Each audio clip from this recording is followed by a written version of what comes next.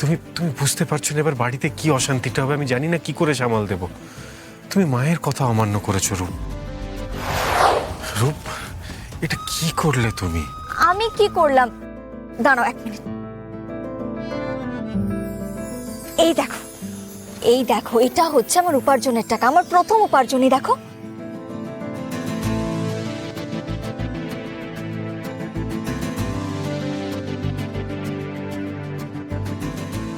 রূপ, মা তোমাকে বারবার বারণ করেছিল বাইরে এসে গান না গাইতে।